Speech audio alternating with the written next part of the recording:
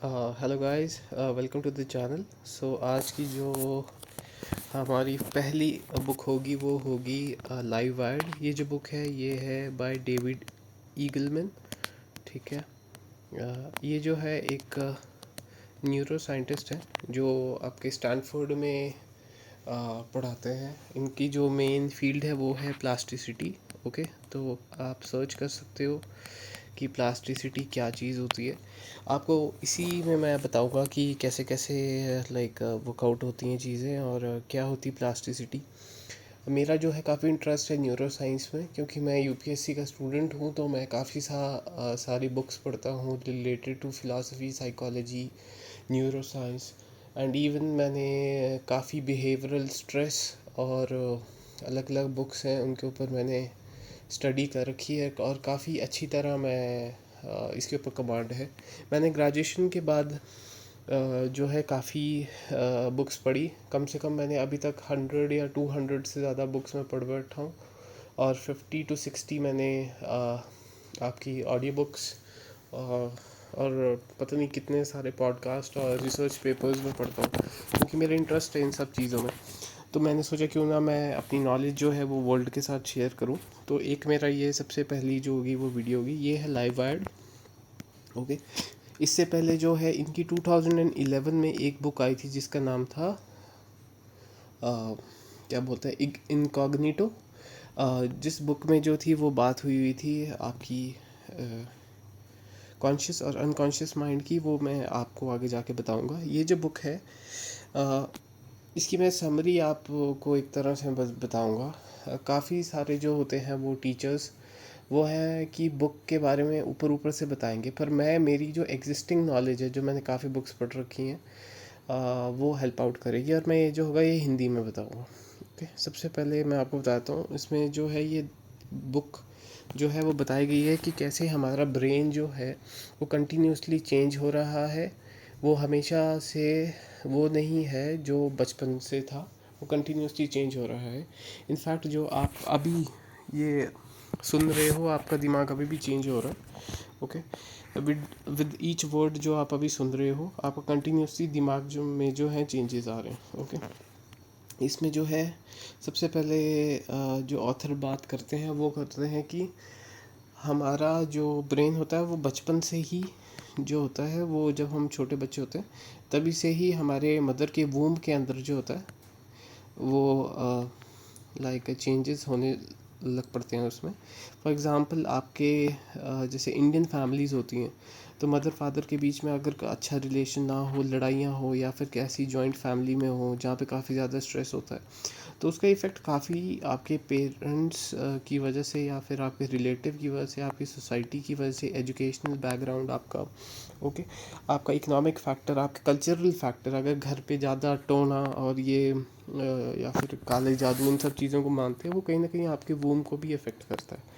Okay, अब ये जब वो चीज़ आपके दिमाग को जब ये इफ़ेक्ट करेगी तो डेफिनेटली आपके पेरेंट्स की करेगी। ठीक है, तो वैसे ही इन जनरल जो है लोग बोलते हैं कि हमारी मदर के अंदर जो हमारा टेम्परेचर होता है वो लगभग 100 डिग्री सेल्सियस होता है। ठीक है, इतना गर्म होता है, जैसे बेबी बाहर आता है तो उसको ठंड लगती है। ठीक है, इसलिए बॉडी जो होती है बच्चे की वो ऑटोमेटिकली जो है रोना स्टार्ट कर देती है, ताकि उसकी बॉडी जो है एक रेगुलर टेम्परेचर जो बाहर का है उसके साथ वो मैच कर पाए, क्योंकि एकदम ही टेम्परेचर जो है वो ड्रॉप होता है। Okay, so as to match that जो आपका एक्सटर्नल इन्वायरमेंट है, तो हमारी बॉडी में काफ़ी सारे चेंजेस आ रहे होते हैं। इसमें जो सबसे पहली चीज़ बताई है वो है 5 स्टेजेस ऑफ ग्रीफ। अब 5 स्टेजेस ऑफ ग्रीफ क्या है मैं आपको वैसे यहाँ पे बता देता हूँ। ठीक है, 5 स्टेजेस ऑफ ग्रीफ। ठीक है, जैसे ग्रीफ में अब ऐसा होता है कि जैसे हम हमारे साथ जैसे कुछ बुरा होता है तो हम क्या करते हैं, नहीं नहीं मेरे साथ ऐसा नहीं हुआ, ये चीज़ नहीं होती मेरे साथ, ओके, ये नहीं हो सकती। ठीक है, फिर हमें जो है उसको देख के काफ़ी ज़्यादा गुस्सा आता है। ठीक है, कि ये कैसे हो गया, ये नहीं हो सकता मेरे साथ। ठीक है, ये सब चीज़ें तो लाइक मेरे लिए बनी ही नहीं है, ये क्या हो गया। फॉर एग्ज़ाम्पल काफ़ी लोगों के साथ ऐसा होता है कि वो पढ़ना स्टार्ट करते हैं। ठीक है, अब पढ़ाई के साथ साथ क्या होता है कि वो काफ़ी ज़्यादा अपना जो टाइम होता है वो अलग अलग चीज़ों में इन्वेस्ट कर देते हैं, कभी कुछ करेंगे कभी कुछ करेंगे, फिर उनसे जो है वो पढ़ा नहीं जाता। फिर एकदम से ही उनको लगता है कि नहीं, मेरे से नहीं हो रहा, तो वो डिनायल स्टेट में चल जाते हैं, पहली वाली। ठीक है।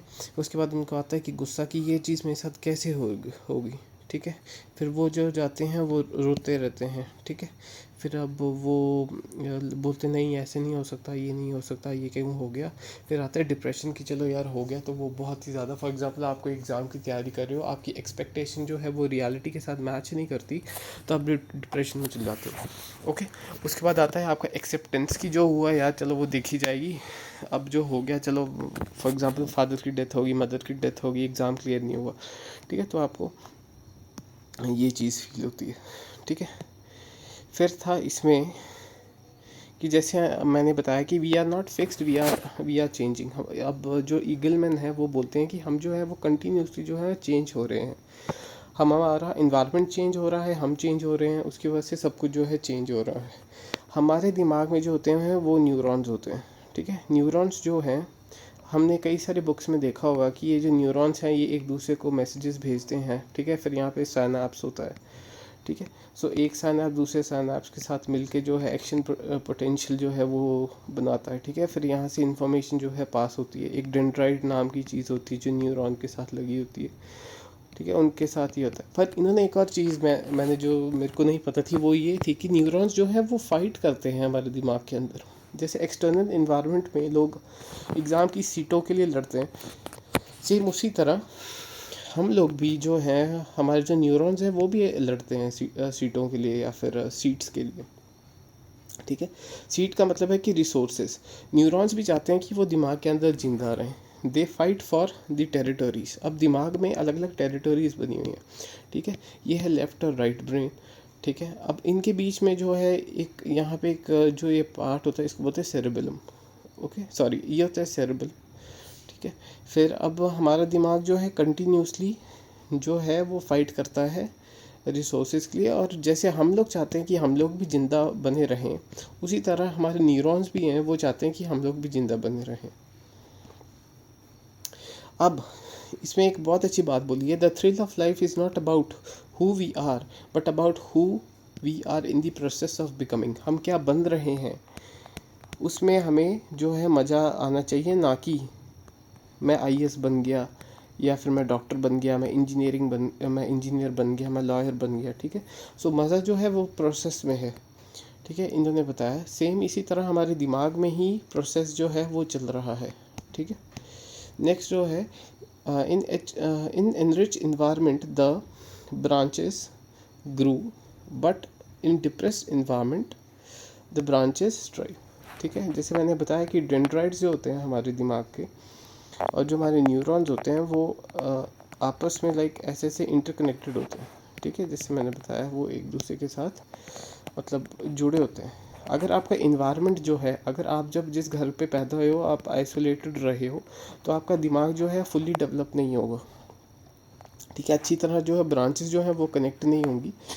उसकी वजह से क्या होगा कि आपका जो है एक अच्छी तरह एक आपकी ग्रो नहीं करेगा आपका ब्रेन। ठीक है। एक डिप्राइव इन्वायरमेंट की वजह से आपकी जो ब्रांचेस होंगी वो जैसे एक मुरझाया हुआ पौधा होता है, उसी तरह आपकी जो है दिमाग के न्यूरॉन्स होते हैं।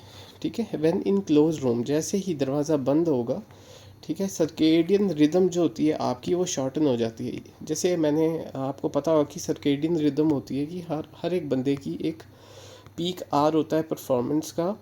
एक टाइम के बाद जैसे आप सुबह 8 बजे उठते हो तो 10 बजे आपको पता है कि आप सबसे अच्छा परफॉर्म करते हो, फोकस करते हो या फिर अच्छी तरह टास्क कंप्लीट करते हो। ठीक है। फिर एक टाइम के बाद आप रेस्ट लेते हो, फिर एक या फिर शाम को आता है या फिर रात को आता है। तो इसी तरह लाइफ जो है वो आपकी ऐसे ऐसे करके वो करती है। ठीक है। जब लाइफ आपकी ऐसे ऐसे करके जो है वो वर्क करेगी तो एक ऊपर नीचे फ्लक्चुएशंस होती है। अब यहाँ पे ये है कि जब आप सोशल आइसोलेशन में होते हो, मतलब कि जैसे यूपीएससी के काफ़ी बच्चे होते हैं वो अपने कमरे में चल जाते हैं और वो निकलते ही नहीं है वहाँ से। मेरे से भी ये गलती हुई थी, मैं अपने रूम के अंदर चला गया था और मैं बस कमरे में ही पढ़ता रहता था। मेरे को पता नहीं होता था कि टाइम कितने हो गए, 2 घंटे 4 घंटे। ठीक है। ऐसे धीरे धीरे मैंने अपनी जो है एफिशिएंसी बढ़ाई और मैं फिर अपने 12-12 घंटे भी पढ़ो, 8 घंटे हुआ, फिर 12 हुआ, ठीक है, फिर 16 घंटे हुआ, मैंने अपने आप को रूम में बंद करके काफ़ी किया। अब उससे क्या हुआ, मेरी मेंटल हेल्थ काफ़ी डिस्टर्ब हुई। अब मैं आपको बताऊंगा कि मेरी मेंटल हेल्थ जो है वो किन किन फैक्टर से डिस्टर्ब हुई है और कौन सी गलतियाँ आपको नहीं करनी है, ठीक है। सेम अब इन्होंने ये बताया कि सर्केडियन रिदम जो है वो काफ़ी अच्छा जो है वो एक नॉर्मल बंदे का होता है, ठीक है, जो ऐसे फ्लक्चुएशन में वर्कआउट करता है। पर जैसे आप सोशल आइसोलेशन में जाते हो, ठीक है, तब आपका जो है ये आपका जो दिन जैसे 24 घंटे का होता है, तो अब आपको पता ही नहीं चलेगा कि कभी 22 आवर्स का हो गया। आपको दिन का नहीं पता चलेगा, ना रात का पता चलेगा। सो आप जितना आप कमरे के अंदर रहोगे तो आपको उतना ही ज़्यादा मतलब एंग्जाइटी होगी, ठीक है, आपको लगेगा कि चीज़ें वर्कआउट नहीं हो रही, ठीक है, मेरे हिसाब से जो है वो चीज़ें नहीं हो रही, तो ये चीज़ें होती हैं, ठीक है। पेरेंटल निगलेक्ट, मम्मी जो है वो स्कूल में है, पापा जो है ऑफिस में है, मम्मी पापा दोनों वर्किंग है, ठीक है, बिजनेस में है, या फिर कोई अपना बैंक में लगा है, या फिर कहीं पे भी लगा है। तो पेरेंट का निगलेक्ट और सोशल डिप्रीवेशन यानी कि फ्रेंड्स का ना होना, रिलेटिव्स का ना होना, आपके आसपास के जो है जैसे आपकी गर्लफ्रेंड है वो नहीं है, ओके, आपके जो बॉयज़ जो हैं वो नहीं है, तो आपस में वो आप इंटरेक्ट नहीं करते। तो इस सोशल डिप्रीवेशन की वजह से क्या होता है, आप एक फेरल चाइल्ड की तरह एक्ट करने लग पड़ते हो, ठीक है। मैं आपको बताता हूँ फेरल चाइल्ड क्या होता है, ठीक है। जैसे जो मोगली की कहानी आपने सुनी होगी, तो वैसे ही एक जो फेरल चिल्ड्रन होते हैं वो होते हैं, जैसे आप देखोगे ये होते हैं बच्चे जो जंगल में जो है वो बड़े हुए होते हैं। फॉर एग्जांपल आप इस केस में देख सकते हो, ये एक वुल्फ की तरह जो है एक्ट कर रही है, क्योंकि इसने जो है बिहेवियर, इसने खाने का पैटर्न, वो उठना, बोलना, चलना, इनफैक्ट हर एक चीज़ जो है वो कॉपी कर लेता है बच्चा, क्योंकि एक बच्चा जो होता है एक स्पॉन्ज की तरह होता है, उसके सामने जो कुछ भी करो वो बस कॉपी करने लग पड़ता है। तो आप देखोगे कि ये बिल्कुल, ये देखो उसी की तरह एक्ट कर रहे हैं, ठीक है। फिर एक और है, ये आप डॉक्यूमेंट्री आप देख सकते हो, ठीक है, ये है यूट्यूब पे ही है आई गेस, तो मैंने ये देखी थी। तो इससे पता चलता है कि इन्वायरमेंट का कितना ज़्यादा रोल जो है वो प्ले होता है एक बच्चे की लाइक ग्रोथ के ऊपर। ये मोगली की स्टोरी आपने देखा होगा कि वो बिल्कुल ही बिल्कुल लाइक इसी तरह एक्ट करता है, ओके। तो सोशल डेप्रिवेशन, पेरेंट का निगलेक्ट काफ़ी ज़्यादा आपको एक फेरल चाइल्ड बना देता है। इसलिए जो होता है कि आप देखोगे कि बच्चे जो हैं जो ज़्यादा आइसोलेशन में रहते हैं वो लड़ते ज़्यादा हैं, क्योंकि उनके अंदर एनिमल जो है इंस्टिंक्ट आ जाती है, ठीक है। तो जितना ज़्यादा सोशलाइज करोगे, बच्चे खेलेंगे, बाहर घूमेंगे, ठीक है, तो उतना ज़्यादा जो है वो मतलब सोसाइटी में रहने लायक होंगे, ठीक है। फिर उसके बाद आएगा they were unable to raise the children, ठीक है। अब ऐसा क्यों होता है, फेरल चाइल्ड क्यों बनते हैं, क्योंकि वो बच्चों को जो है वो रेज नहीं कर पाते, दे इग्नोर चिल्ड्रन इंटायरली। तो जो लोग मतलब आगे जाके जिनको पेरेंट का निगलेक्ट नहीं मतलब पेरेंट का निगलेक्ट मिला होता है, सोशल डिप्रीवेशन होती है, वो आगे जाके भी अपने बच्चों के साथ भी ऐसे करते हैं। क्या करते हैं कि उनको जो है उनको भी इग्नोर करते हैं, क्योंकि ऑब्वियसली दिमाग जो है वो सही होगा नहीं, तो लड़ाइयाँ होंगी घर पे, ठीक है। फिर कई कई एक्सट्रीम केसेस में ये भी देखा गया कि वो जो पेरेंट्स होते हैं जिनको पेरेंटल निगलेक्ट हुआ होता है, एक्सपीरियंस हुआ होता है, वो आगे जाके अपने बच्चों को भी वो गुस्से में आके मार देते हैं। आपने कई कई पेरेंट्स देखे होंगे जो मतलब घर पे अच्छा नहीं होता, क्योंकि उनके साथ भी वैसा ट्रीट हुआ होता है, तो वो भी अपने बच्चों को जाके हिट करते हैं, ठीक है। जैसे आप देखोगे कि कभी कभार हमारी मम्मियाँ जो होती हैं वो हमें चप्पल से मारती हैं, ठीक है। अब हम तो बच्चे होते हैं, ठीक है, तो हमें लगता है कि पेरेंट्स क्यों मार रहे हैं। जो मैं अपनी बात करूँ तो मेरे साथ ऐसा हुआ कि मम्मी ने कभी मेरे को मार दिया, क्योंकि मैं भी काफ़ी शरारती था, ठीक है। तो वो ये एक पार्ट है, मैं जो भी चीज़ बता रहा हूँ मैं आपके साथ लिंक करके बता रहा हूँ। आप आई एम श्योर आपके साथ भी कभी ना कभी ऐसा हुआ कि पापा से मार पड़ी, मम्मी से मार पड़ी, ताऊ से पड़ गई, चाचा दादाजी से, ठीक है। तो ये एक तरह का ट्रॉमा ही होता है, पर मेरे लिए काफ़ी स्वीट मेमोरीज हैं, क्योंकि अभी मैं मम्मी पापा के साथ बात करता हूँ तो मेरे को बड़ा अच्छा लगता है, ओके। सो टाइम रियली मैटर्स, ठीक है। अब इसमें क्या है, टाइम रियली मैटर्स मैंने क्यों लिखा, अब इसमें ये चीज़ है कि टाइम जो है वो बहुत ज़्यादा मैटर करता है जब आपका एक साइनाप्स जो है कंप्लीट होता है और दूसरे के साथ वो जुड़ता है, ठीक है। अब फॉर एग्ज़ाम्पल मैंने अभी बात की टेबल की, ठीक है। अब आपने आपके दिमाग में जो है वो घर का टेबल आया होगा, उसी टाइम आपको ऑफिस का भी टेबल आया होगा, एक और टेबल आया होगा स्कूल का, या फिर डाइनिंग टेबल आया होगा। ओके, सो कई सारे टेबल्स की जो है पिक्चर आपके दिमाग में आ गई। सो इसी तरह एक न्यूरॉन जो होता है फायर होता है, उसकी वजह से काफ़ी ज़्यादा चेन ऑफ थॉट जो है वो राइज होने लग पड़ती है। ठीक है, सो ये इसी तरह से मैं बोल सकता हूँ कि एक न्यूरॉन की वजह से दूसरा न्यूरॉन होता है, दूसरे से तीसरा, तीसरे से चौथा। ठीक है, तो ये चीज़ होती है। ठीक है, neurons that fire together wire together. अब दो न्यूरॉन्स हैं, अगर वो इकट्ठे फायर होंगे तो वायर भी इकट्ठे होंगे। ठीक है, विजुअल ड्रीम्स क्या होते हैं? विजुअल ड्रीम्स वो होते हैं यहाँ पे न्यूरॉन के बीच में हमारे दिमाग में कंपटीशन हो रहा होता है और रोटेशन ऑफ प्लैनेट्स हो रहे होते हैं वर्ल्ड में, तो हमें जो है ड्रीम एक्सपीरियंस होता है। अब इसका मतलब ये है कि हमारे दिमाग में जो है, मैंने बताया कि न्यूरॉन जो है वो आपस में कम्पीट कर रहे हैं, तब उनके कंपटीशन की वजह से जो है रोटेशन ऑफ प्लैनेट्स भी हो रहा है बाहर, तो उसकी वजह से हमें जो है वो ड्रीम्स जो है वो आते हैं। ये एज पर डेविड ईगलमैन है। ठीक है, पर मैं इस पॉइंट को जो है ज़्यादा नहीं मानता। Every man can if he और desire become the sculpture of his own brain. Every man can. अब हर एक आदमी जो है वो बन सकता है अपनी डिज़ायर का जो भी वो बनना चाहे, इफ़ अगर वो अपनी डिज़ायर के मुताबिक जो है वो काम करे और अपने आप को वो उसी तरह स्कल्पचर कर सकता है, अपने आप को निखार सकता है। ओके, फोरहेड रेटिना सिस्टम एक ऐसी चीज़ होती है, अभी ये इसके बारे में बताया कि जैसे हमारे दिमाग में फोरहेड के ऊपर एक यहाँ पे कैमरा लगाया हुआ है। ठीक है, एक चश्मा डाला हुआ है उसने, यहाँ पे कैमरा। तो जैसे ये टी का कप देख रहा है, ठीक है, जैसे इसने अभी टी का कप अभी देखा। ठीक है, अब इसने टी का कप देखा तो इसके दिमाग में जो है इस डिवाइस जो इसने डाला हुआ है, ये फोरहेड रेटिना सिस्टम, अब इसने जो है वाइब्रेशन भेजी फोरहेड के ऊपर। ठीक है, ये वाइब्रेट हुआ। ठीक है, अब ये जो है इसके दिमाग में ही है। फॉर एग्ज़ाम्पल अगर मेरी आंखें ख़राब हैं, ये उन लोगों के बारे में बता रहा है जो ब्लाइंड है। ठीक है, अब जो लोग ब्लाइंड हैं उनके दिमाग में अगर ये चीज़ घुस रही है, ठीक है, तो ये काफ़ी अच्छी चीज़ है। ठीक है, तो ये जो है एक डिवाइस के बारे में बताया जो काफ़ी हेल्पफुल होता है ब्लाइंड लोगों के लिए। ठीक है, you can use the remembering dates. अब जैसे बताया कि हमारा जो, जैसे लोग बोलते हैं कि हमें हिस्ट्री की डेट्स जो है वो याद नहीं होती हैं। ठीक है, तो मैं बोल रहा हूँ कि अपने दिमाग में ना एक तो डेट्रॉनिक टेबल होता है। ठीक है, डेट्रॉनिक टेबल नाम की चीज़ होती है। ठीक है, ये आप यूज़ कर सकते हो। और दूसरा जो है, आपके जब भी आप कोई डेट करो, फॉर एग्ज़ाम्पल आप करते हो 1857।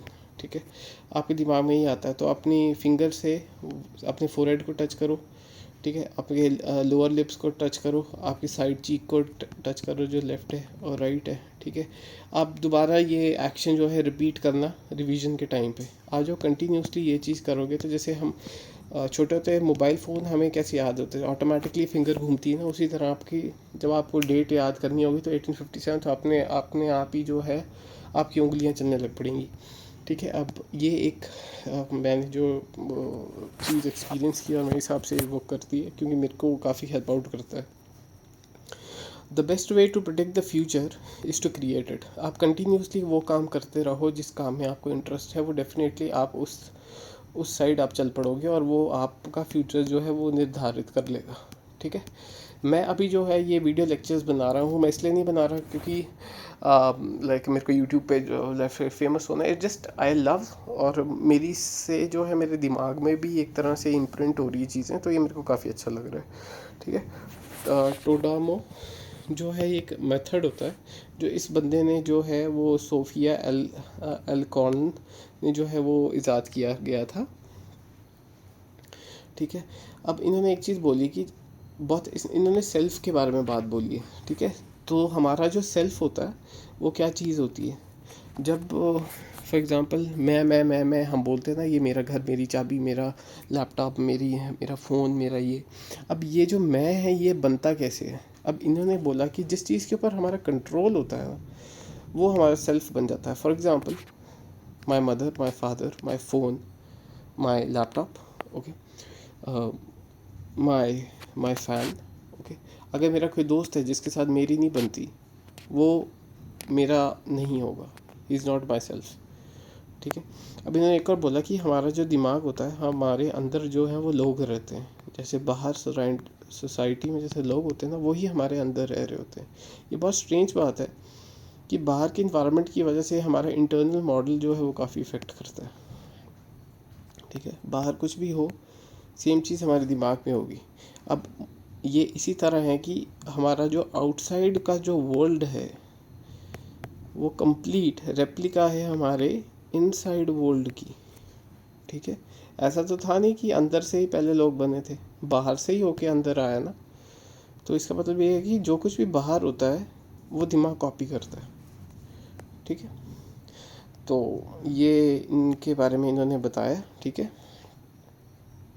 आप जो है वो सेल्फ जो है वो डेवलप करते हो when you have control over someone. किसी के ऊपर जैसे कंट्रोल आता है, मैं आपका फ़ोन तोड़ दूंगा, आपको गुस्सा आ जाएगा। ठीक है, वो क्यों आएगा? क्योंकि आपका सेल्फ जो है वो उसके साथ जुड़ा हुआ है। आपकी मम्मी को मैं मारूंगा या गालियाँ दूंगा, आपको गुस्सा चढ़ेगा। सेम मैं जॉर्ज बुश को बोलूँगा, आपको फ़र्क नहीं पड़ेगा। क्यों? क्योंकि आपका उसके ऊपर कंट्रोल नहीं है। Control is the main thing. Okay, जब तक मेरा कंट्रोल मेरे खुद के ऊपर है, ठीक है, तो मेरे को कोई बाहर का बंदा नहीं परेशान कर सकता, right.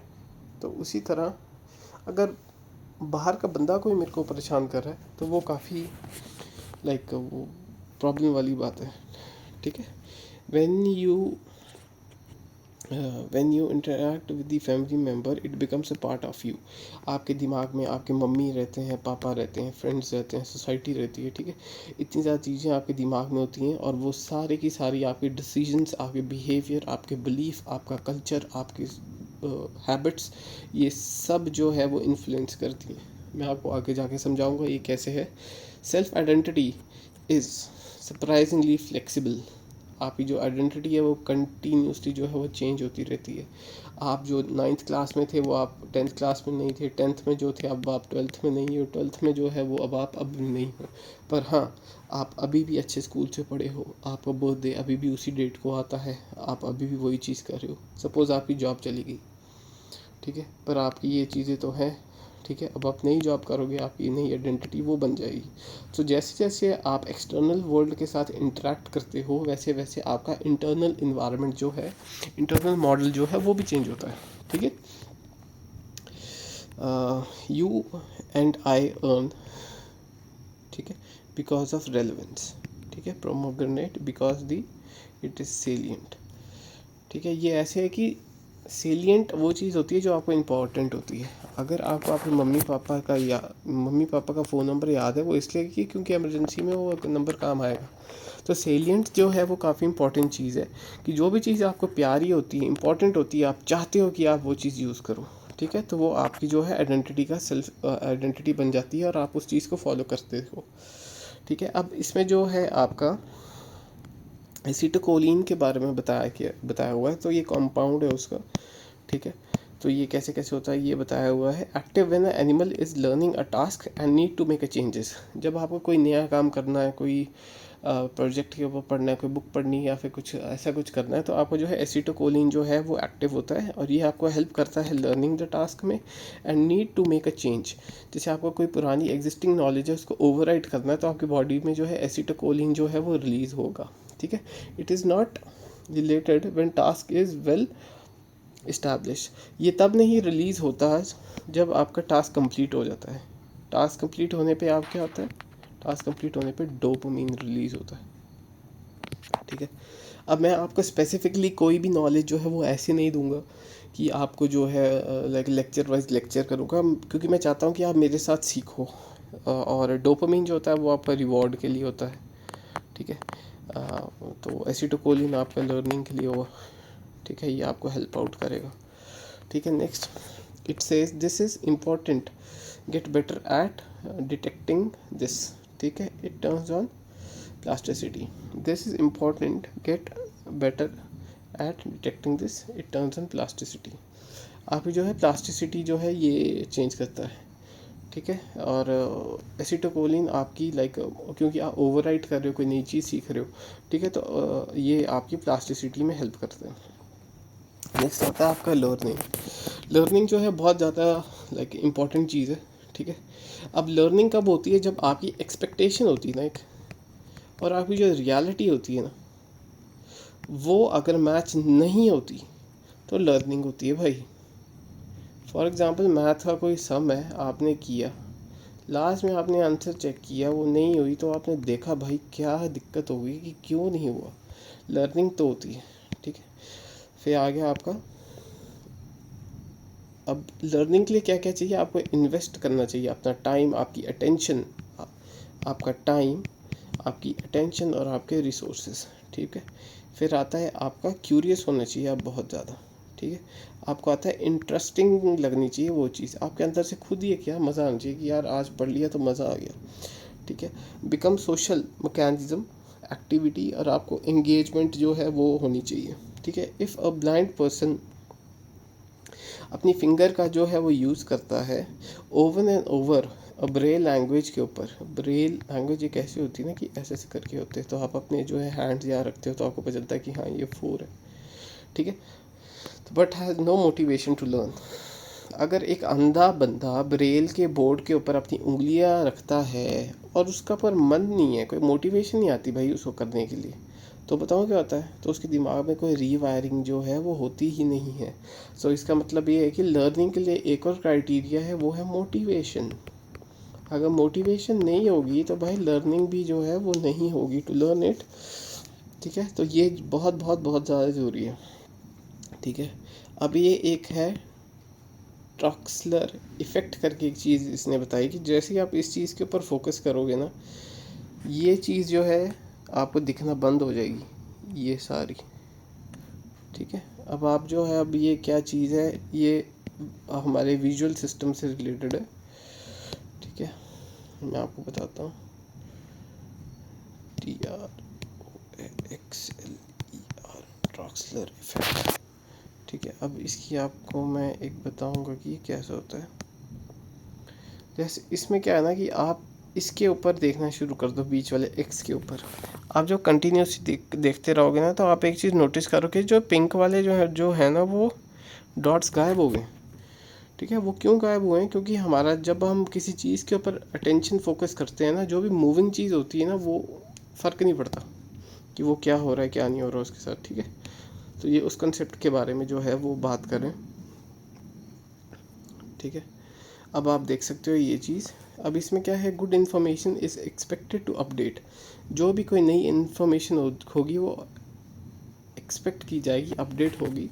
Things that do not change, जो चीज़ जो है चेंज नहीं होती ना, वो इग्नोर कर देता है हमारा सिस्टम।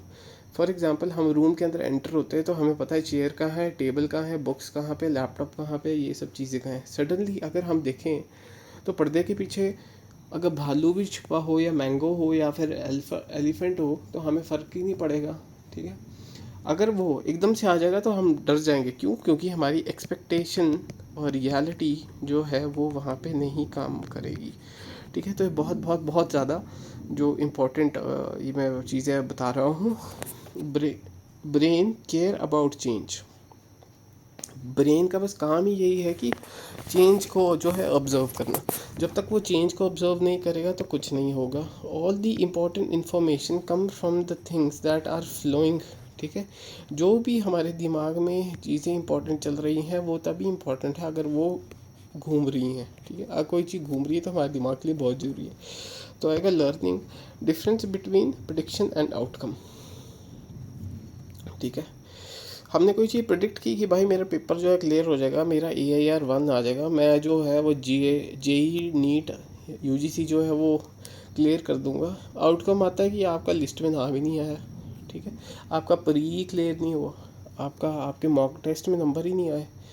फिर आपकी जो एक्सपेक्टेशन और आपकी जो रियलिटी है उसके बीच में जो है वो कुछ चीज़ हुई, उसको बोलते हैं लर्निंग। फिर आपने जाके देखा यार कहाँ गलती हुई, आपने वो चीज़ देखी और आपने सीखी और आप अच्छा परफॉर्म कर रहे हो, ठीक है। अब इन्होंने ये बताया, if you are predicting perfectly your brain doesn't need to change. अगर आप अच्छी तरह प्रिडिक्ट कर रहे हो तो आपके दिमाग को क्या जरूरत पड़ी है भाई चेंज करने की, ठीक है, मैं IAS बन जाऊँगा, ये पढ़ लूँगा, वो पढ़ लूँगा, तो भाई क्या है इसमें, ऐसे आप जितनी ज़्यादा लक्ष्मीकांत पढ़ते रहो उससे कोई फ़र्क नहीं होता। लोग बोलते हैं री रीडिंग करो, कोई फ़ायदा नहीं होता री रीडिंग से।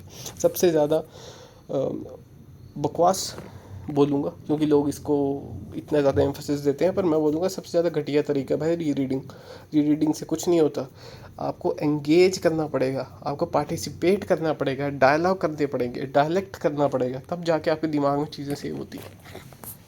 ठीक है, अभी मैं आपको ऐसी ऐसी वीडियोस डालूँगा कि मैं बोलता हूँ कि डेफिनेटली इंटरनेट जो है वो हिला दूँगा मैं, ऐसी ऐसी वीडियोस में डालूँगा। ठीक है, और मैं चाहता हूँ कि आप इस चैनल को सपोर्ट करो। ठीक है, इसलिए नहीं क्योंकि मेरे को कुछ फ़ायदा मिल रहा है या फिर कुछ ऐसा है, इसलिए क्योंकि यार लोगों का दिमाग ख़राब हो चुका है यूट्यूब वीडियोस देख देख के। ठीक है, तो मेरा जो एज अ सोशल सिटीज़न मेरा ये लाइक ड्यूटी बनती है कि मैं लोगों को बताऊं यार मेरी क्या फ़ायदा इतनी ज़्यादा बुक्स पढ़ने का, अगर मैं कोई कंट्रीब्यूशन ही ना कर पाऊँ सोसाइटी में। ठीक है, तो अब आगे बढ़ते हैं। जो brain is a negative image of every one you come in contact with. ठीक है, मैंने बताया कि हमारा दिमाग आपस में जो है वो लड़ता रहता है। ठीक है, जैसे ये इसके साथ है, ये दोनों आपस में लड़ रहे हैं। ठीक है, आप ऐसे बोल सकते हो। क्यों? क्योंकि इनको रिसोर्सेज चाहिए, इनको जीना है, इनको आगे बढ़ना है। अब दिमाग में ये क्वेश्चन आया मेरे कि यार न्यूरॉन्स को क्या पड़ी है लड़ने की? बाहर तो चलो लोगों को खाने पीने का है, लोग चलो सोशल स्टेटस है, तो हमारे दिमाग में क्या पड़ी है? तो मेरे को पता चला हमारे दिमाग में जो न्यूरॉन्स होते हैं ना, ये भी लड़ रहे हैं हमारे दिमाग में। क्यों लड़ रहे हैं? क्योंकि भाई इनको भी अंदर रिसोर्सेज और इनको भी ज़िंदा रहना है। और एक और चीज़ बताऊँ क्या है, इनको टेरिटरी मेंटेन करनी है यार, इनको भी हम अपने ग्रुप बनाने हैं। एक ग्रुप ये हो गया, एक ग्रुप ये हो गया, ये नहीं चाहता कि ये बंदा मेरे साथ हो। ठीक है, तो ये आपस में लड़ रहे हैं ये लोग भी। ठीक है, what they are competing for, क्यों लड़ते हैं?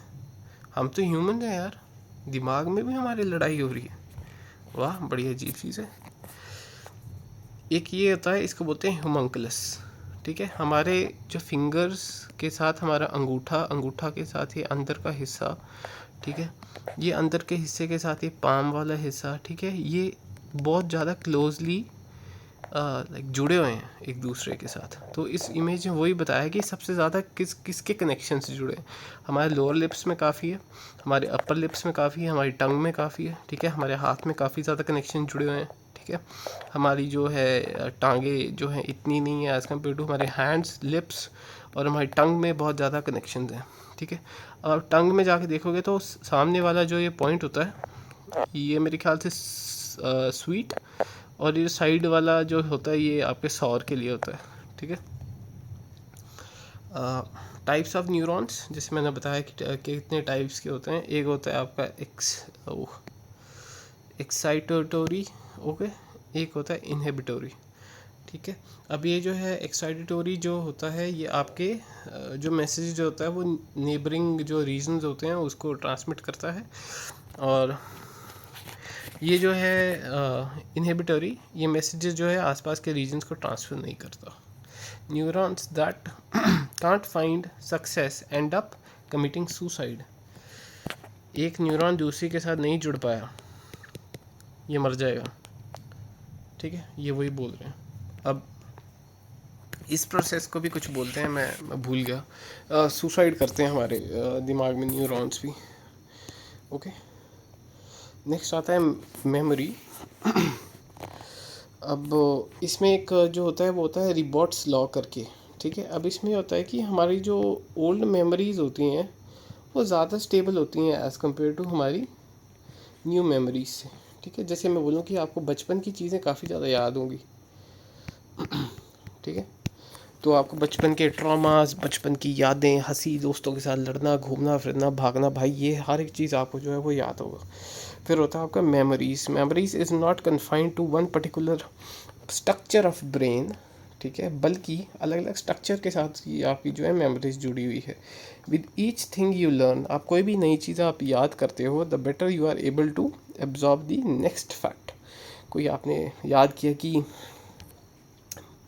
साइकिल चलाते हो तो सबसे पहले लेफ़्ट पैर मारना है। साइकिल चल पड़ती है, फिर आप राइट पैर मारते हो, फिर लेफ़्ट राइट करते हुए आप आगे निकल जाते हो। ठीक है, अब आपका दिमाग जो है वो एक फैक्ट को जो है वो देखता है, ए को, ए के बाद बी को, बी को सी के साथ, सी के साथ डी के साथ। ठीक है, तो ये चीज़ ऐसे वर्कआउट करती है। नेक्स्ट आपका पूरा है brain match themselves to the input. ठीक है, जो भी इनपुट आएगा उसके साथ जो है आपका दिमाग जो है वो मैच करेगा। जैसे आउटर वर्ल्ड मैंने बताया ना आपका जैसे ये है ट्रायंगल बार है, तो आपके दिमाग में ये ट्रायंगल जो है वो बन जाएगा। आउटर वर्ल्ड जो है वो आपका सेम इंटरनल वर्ल्ड भी होता है। ठीक है, brain disturbs the resources based on the relevance, distributes. Brain जो आपका है वो डिस्ट्रीब्यूट करता है रिसोर्स। फॉर एग्जांपल मेरे को बहुत अच्छा लगता है पढ़ना, ठीक है, और मेरा मन है कि मेरे को मैथ्स पढ़ना है। मेरे को मैथ्स पढ़ने में बिल्कुल मज़ा नहीं आता, बहुत ज़्यादा मेरे को मुश्किल लगता है। पर मेरा पेपर आ रहा है, मेरे को पता है इसके बाद मेरे को नौकरी लग जाएगी, मेरी शादी हो जाएगी, मेरे बच्चे हो जाएंगे, मेरे को हर एक चीज़ होगा, मेरे को सब कुछ अच्छा होगा। ठीक है, तो मैं मैथ्स पढ़ूंगा और मेरी सारी की सारी जो मेरे दिमाग में जो भी रिसोर्सेज होंगे वो सारे के सारे मैथ्स को पढ़ने के लिए लग जाएंगे। तो मैं बहुत अच्छी तरह मैथ्स पढ़ूंगा। ठीक है, the brain builds an internal model of the world and adjust whatever predicts are incorrect. जो भी मैंने प्रिडिक्शंस की, अगर वो सही नहीं है और वो गलत हुई तो मेरी लर्निंग जो है वो हो जाएगी। ठीक है, तो आप इसमें एक बुक में मेरे को बहुत बहुत बहुत बहुत अच्छी जो है वो लाइन जो लगी थी वो मैंने कॉपी कर ली थी। इन्होंने बोला था कि हमें लगता है कि हमें यार सब कुछ लाइक मिल गया है। ठीक है, और लाइक हमारे जो बिलीफ सिस्टम है, हमारा जो कल्चर है, हमारे जो दुश्मन है, हमारे जो फ्रेंड्स हैं, हमारे जो एक्सपीरियंसेस हैं, हमारा जो इन्वायरमेंट है, ठीक है, हम इन सब से बने हैं। ठीक है, और हम लोगों को बोलते हैं यार कि ये बंदा जो है यार ये बड़ा समझदार है, यार ये कितना अच्छा है, यार ये कितनी इंडिपेंडेंट थिंकर है, वाह। पर रियलिटी ऐसी नहीं है। रियलिटी ये है कि यार ये सब चीज़ें आपस में जुड़ी हुई हैं। कोई बंदा इंडिपेंडेंट नहीं है, कोई बंदा जो है लाइक वो खुद का नहीं है। उसके अंदर हम रह रहे होते हैं, हमारे बिलीफ, हमारे कल्चर, हमारे दुश्मन, हमारे दोस्त, हमारे एक्सपीरियंसेस, वही बंदा सीख सीख के अपना इंटरनल मॉडल बनाता है। ठीक है, तो कोई भी इंडिपेंडेंट चीज़ नहीं होती। हमारे जो बिलीफ्स होते हैं, डॉगमास होते हैं, हमारे एस्पिरेशन, हमारे सपने, हमारे गोल्स, हमारी हर एक चीज़, ये सब जो होता है बाहर से आता है और अंदर को जाता है। ठीक है, और इसका मतलब हमारा इन्वायरमेंट, ये सब कुछ जो है अंदर से ही आया है। लोग इतने परेशान होते हैं यार ये दिमाग है क्या, कहाँ से आया, क्यों आ गया, ये क्या है, ये क्यों थॉट्स कहाँ से आ रहे हैं। थॉट्स जो हैं आपके इन्वायरमेंट से आते हैं, आपके लोगों से आते हैं, आपके आसपास से आते हैं। ठीक है, तो अब एक गाना है जो लास्ट में इन्होंने बताया, तो एक गाना आप सुन सकते हैं यूट्यूब के ऊपर, वी आर द वर्ल्ड। ठीक है, अब ये है 1985 का, सुनना, अच्छा गाना है, मज़ा आया, मेरे को तो मज़ा आया भाई। अगर आपको ये सब करने में मज़ा आता है तो देखो, इन्जॉय करो और ऐसी ऐसी बुक्स पढ़ो।